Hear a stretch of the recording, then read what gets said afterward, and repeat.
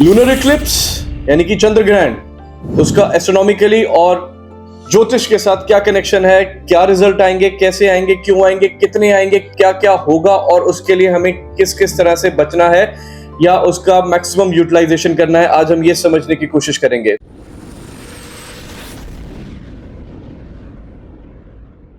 तो पहले ये समझते हैं कि लूनर इक्लिप्स यानी कि चंद्रमा ग्रहण का मतलब क्या होता है। देखिए, लूनर हम कहते हैं, लूनर साइकिल है, लूनर जो वर्ड है वो मून से आता है।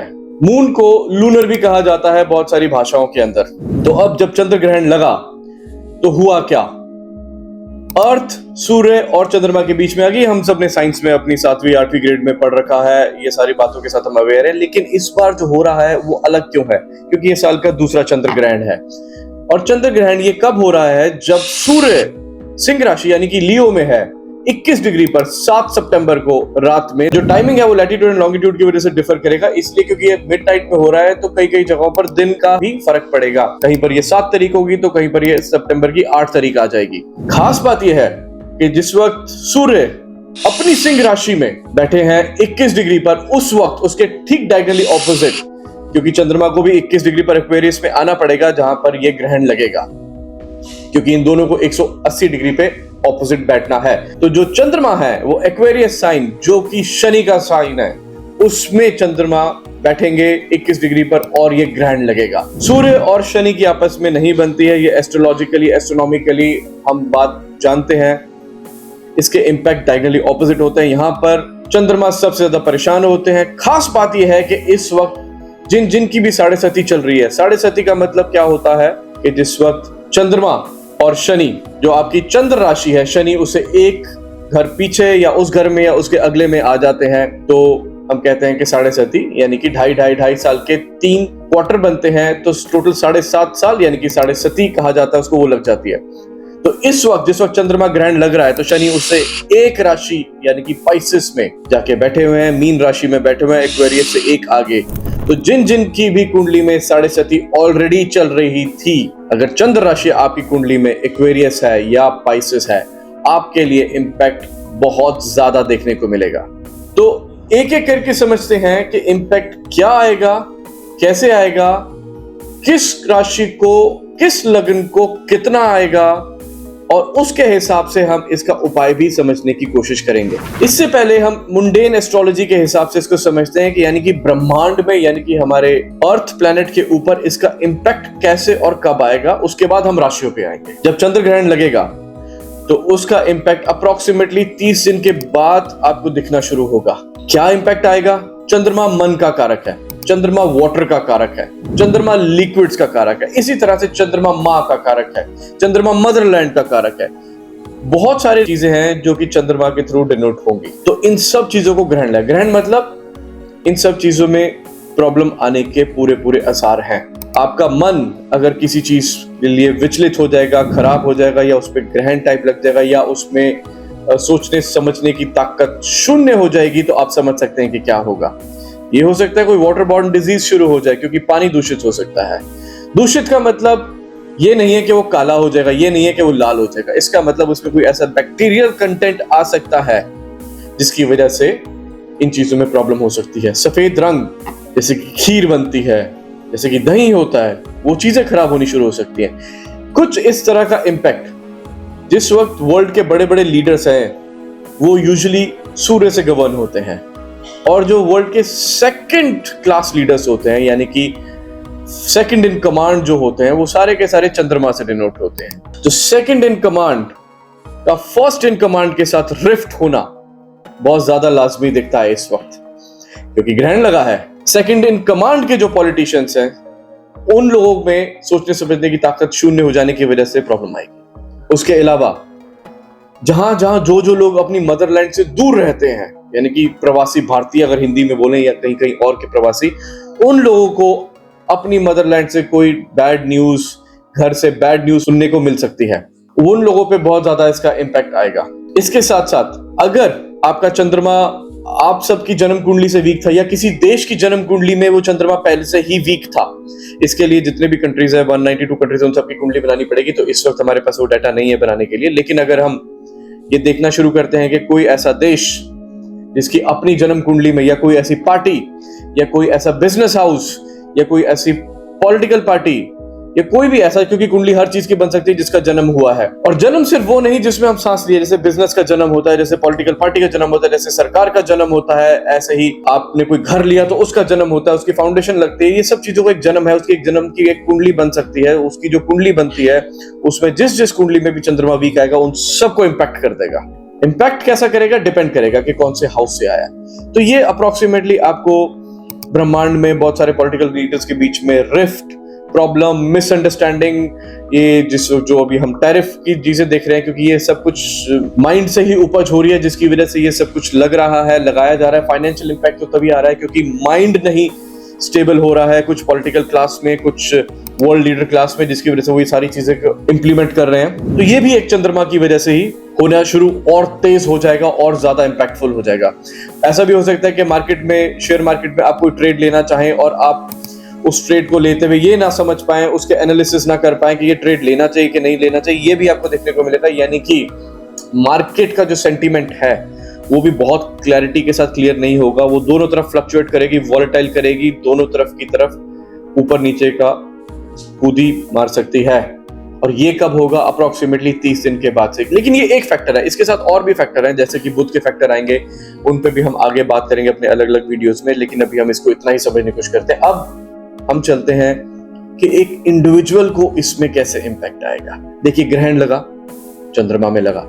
चंद्रमा आपकी जन्म कुंडली में जहां पर भी बैठा था उस हाउस को इंपैक्ट कर देगा। अब सबसे ज्यादा इंपैक्ट किसको आएगा, अगर चंद्रमा आपके लग्न में बैठा था, यानी कि आपकी लग्न कुंडली और चंद्र कुंडली सेम थी, और वो अगर एक्वेरियस की है, तो जिसका भी लग्न एक्वेरियस या पाइसेस है, या फिर आपका जो लग्न है वो लियो है, आपको इंपैक्ट बहुत ज्यादा देखने को मिलेगा, और सबसे ज्यादा क्विकली देखने को मिलेगा। किस तरह से, आपके अपने बॉसेस से, अपने ओपोनेंट से, अपने पार्टनर से, आपकी हेल्थ में, आपकी मेंटल कैपेबिलिटी में, आपकी सोचने समझने की ताकत में, सोचने समझने, मन में नहीं, सोचने समझ की ताकत में प्रॉब्लम शुरू हो जाएगी।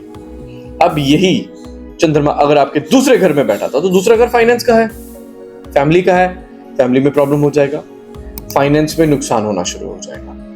आपके पास पैसा होगा और आप ये नहीं समझ पाएंगे कि इस पैसे को मैंने खर्चना कैसे है या बचाना कैसे, वो आपके हाथ से स्लिप हो जाएगा। ये भी हो सकता है कि घर में चोरी हो जाए या वो पैसा गुम हो जाए, इस तरह से ये इंपैक्ट में आएगा।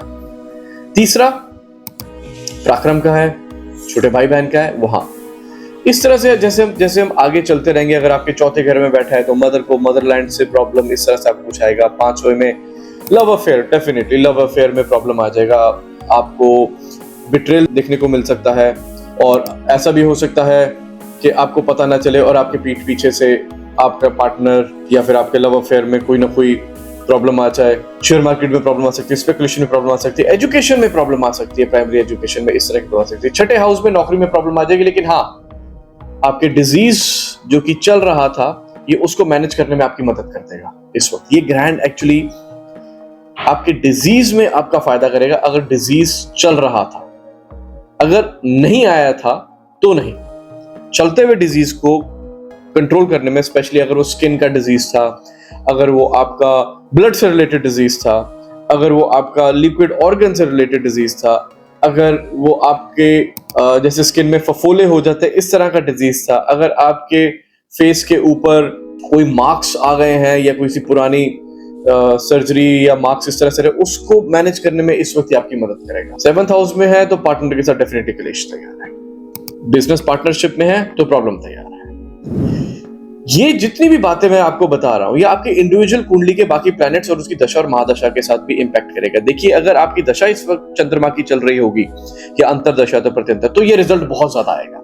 लेकिन अगर ये चल नहीं रही होगी तो ये जितनी बातें मैं कह रहा हूं, इस सब का आपको फील आएगा, यानी कि ये होंगी आपके आसपास और आपको इसका इंपैक्ट भी आएगा, लेकिन वर्चुअल इंपैक्ट यानी कि रियलिटी में इंपैक्ट नहीं आएगा। लेकिन आपका माइंड आपको ये चीजें दिखाएगा कि ये हो सकता है, यानी कि एक भय, इन चीजों से रिलेटेड एक डर का माहौल बनेगा, प्रैक्टिकल रियलिटी में होता होता बच जाएगा। लेकिन अगर चंद्रमा की दशा होगी, महादशा होगी, अंतरदशा होगी, प्रत्यंतर दशा होगी और साथ में 7.5 होगी तो ये सारे इंपैक्ट बहुत ज्यादा देखने को मिलेंगे। इसी तरह से आगे 8वें घर से, 9वें घर से, 10वें घर से, 10वां घर आपके प्रोफेशन का है, वहां पर प्रॉब्लम इस तरह से आ सकती है।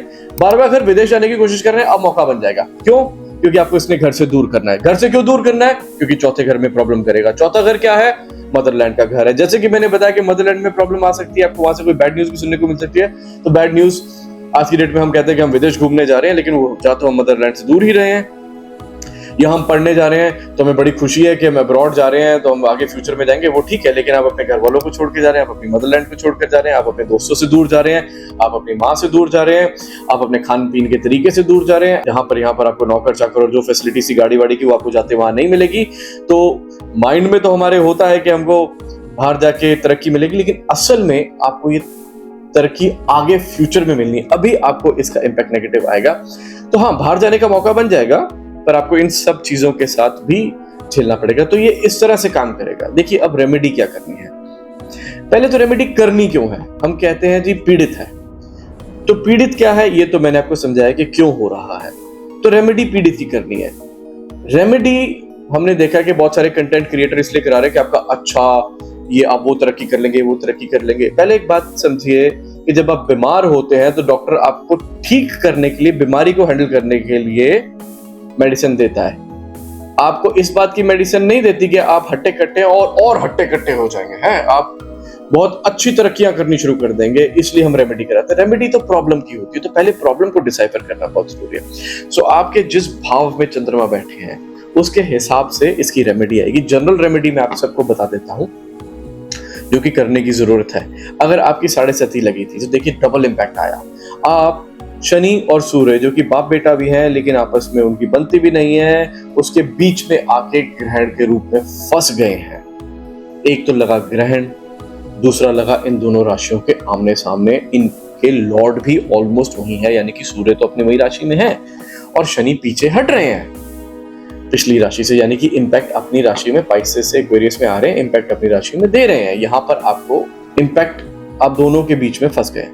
तो चंद्रमा का उपाय जो आपको करना है वो आपको करना है सोमवार को, और शनि का जो उपाय करना है वो आपको करना है शनिवार को। लेकिन दो उपाय करने का आज की डेट में किसी के पास टाइम नहीं होता, सब बिजी हैं, अपने अपने फ्यूचर के लिए देख रहे हैं। दो दिन आप शायद नहीं भी जा पाएंगे। तो मैं आपको इसका एक सिंपल तरीका बताता हूँ कि ग्रहण की वजह से आप चंद्रमा ज्यादा इम्पैक्टेड है, मन ज्यादा इम्पैक्टेड है, तो आपको सोमवार को भगवान भोले शंकर के मंदिर में जाना है, भगवान भोले शंकर से अपनी प्रार्थना करनी है, उनको दूध और पानी का मिला हुआ मिक्सचर बनाकर भगवान को चढ़ाना है। उसको चढ़ाने के बाद उसी दिन अगर आप शनि मंदिर में जाकर भगवान शनि के पैरों को दबाइए, या फिर आप वहां पर सरसों का तेल चढ़ाइए और किसी गरीब को खाना खिलाए। लेकिन अगर आप ये सोमवार को करेंगे, तो अगर आपको सोमवार का मौका नहीं मिलता और आपको ये शनिवार को करना है, तो शनिवार को आपको इसको थोड़ा अलग करना पड़ेगा। भगवान भोले शंकर के ही स्वरूप हैं हनुमान जी। हनुमान जी की हम शनिवार को भी पूजा करते हैं। तो इस दिन आपको अब हनुमान जी के मंदिर में खड़े होके वहां हनुमान जी की पूजा करनी है, हनुमान चालीसा का पाठ करना है और किसी गरीब को वहां पर खाना खिलाइए।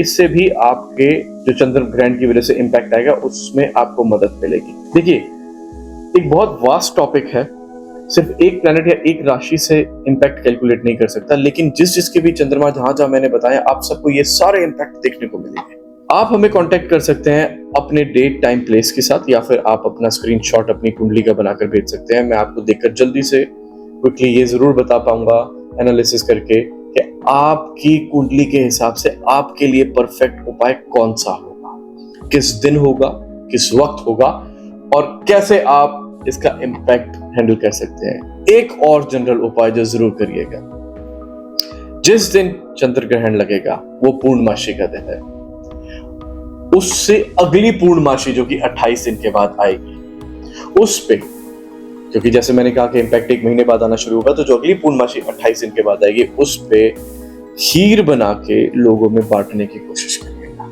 उससे भी आपको बहुत हेल्प मिलेगी। बाकी जब आप अपने कमेंट भेजेंगे, जब आप अपनी कुंडली का स्क्रीनशॉट या डेट टाइम प्लेस भेजेंगे, तो हम आपको और डिटेल में बताएंगे। हरे कृष्ण।